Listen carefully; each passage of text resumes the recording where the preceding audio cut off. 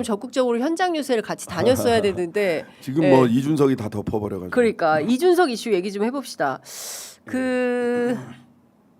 다 떠나서 이게 할 수 있는 말입니까? 예? 일단 1번 할 수 있는 말이 아니다. 예. 해서는 안 되는 말이다. 예. 라는 게 1번이고 2번 예.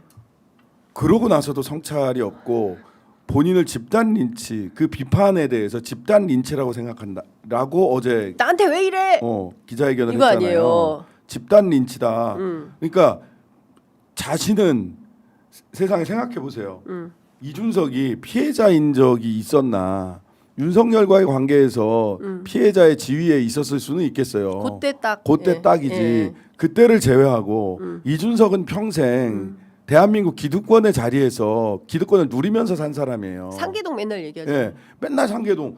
아니 그럼 초등학교 중학교 때 그럼 나도 뭐 어디 뭐 저 청주 총구석에서 뭐 이렇게 저렇게 살았던 얘기 그거 해야 돼요. 나이 40 먹은 사람이 그 할 얘기가 중고등학교 때 얘기랑 네. 대학 그 학벌밖에 학벌 없어. 말고 딴 얘기가 없으면 네. 도대체 뭐 하자는 거예요. 정치적 성과가 뭐예요? 정치적 이력이 뭐냐? 예? 뭐 하여튼간에 차별 혐오 이런 거 아닙니까? 늘 여성, 장애인 이게 약자들과의 갈라치기. 이게 약자들과 갈라치기를 하면서 항상 하는 얘기가 그 자신들이 마치 그 장애인들이 그렇게 하면 일반인들이 오히려 피해자가 됩니다. 장애인들이 가해자고 일반인들이 피해자인 피해자입니다. 것처럼. 이렇게 얘기를 하죠. 지금도 본인이 불러온 사태에 대해서 국민들의 비판이 이어지니까 집단 린치라고 얘기를 했어요. 집단 린치라고 하는 거는 이유나 근거 없이 집단적으로 그 이성이 마비돼서 누군가 한 사람을 그렇죠. 패고 있다는 예, 그 폭력을 행사하고 그렇습니다. 있다는 거잖아요. 예. 본인이 그래요? 이유가 없어요? 이유가 있지. 그럼요. 지금 그 국민의힘의 당 대표였고 지금은 개혁신당의 당 대표였고 국고보조금 받아서 대선에 나온 후보예요. 누가 누구를 집단 린치합니까? 네. 그러니까 지금 이준석이 국민들을 집단 린치하고 있는 거지.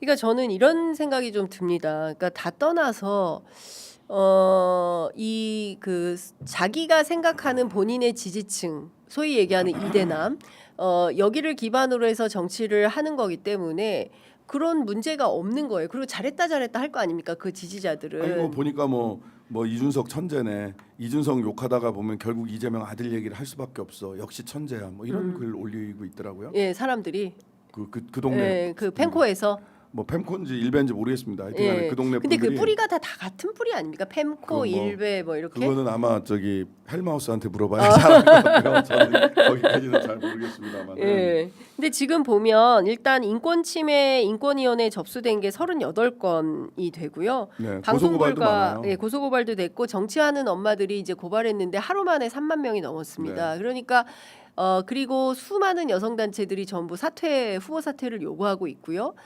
그런데도 본인은 지금 전혀 잘못한 게 없다. 그리고 나는 이거를 싸우겠다라는 이제 판단을 하고 있기 때문에 얘기했으니까 그럼 사실은 계엄하고 나서 네.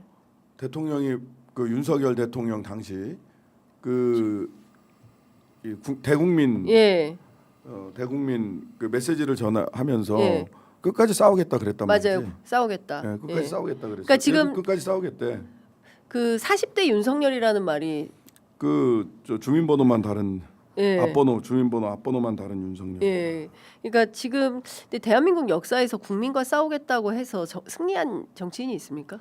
없어요. 국민과 싸워서 승리한 정치인이 어디 있습니까? 잠시 이기는 것처럼 보이죠. 잠시 그러니까 눌러놓은 것처럼 보이겠지만 그런 거 용납하지 않습니다. 우리 국민들이. 네, 예. 우리 국민들이 용납하지 않고요. 그 다음에 저는 이 소위 표현의 자유 이야기를 하고 그 다음에 인용했을 뿐인데 네. 인용한 사람을 왜 혐오 표현을 하는 사람이라고 얘기를 하냐. 보세요. 그 방송에도 소위 극단적 선택을 했을 경우 그거 용어도 순화해서 얘기하죠. 네네. 그 다음에 방송에서 심지어는 재난이 일어났을 때도 재난 장면을 있는 그대로 방송하지 않습니다. 네. 무한 참사가 무한에서 제주항공 참사가 예. 벌어졌을 때 마지막에 최초에는 급하게 보도를 할 때는 예. 그 벽에 부딪히는 것까지도 그렇습니다. 보도를 했어요. 예. 영상으로. 근데 순식간에 다 사라졌죠. 그렇습니다. 즉 재난 참사를 보도한다도 하더라도 보도 준칙이 보도 있어요. 준칙이 있어요. 예. 그렇습니다. 그리고 이런 혐오 표현이나 이런 부분에 있어서도 보도 준칙이 있는 것이고요. 직접 인용을 통해서 또는 심지어는 재현 프로그램에서도 재현하지 않는 게 있어요. 맞습니다. 예. 탐사 프로그램에서도 재현하지 않는 게 있어요. 예. 자기는 뭐 그러면은 그 따옴표 쓰면 모든 게 다 된다?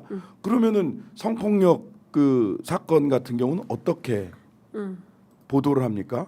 심지어는 법정에서도 네. 성폭력 성추행 사건이 있을 경우에는 방청객들을 공개 재판이 원칙이지만 퇴장시킵니다.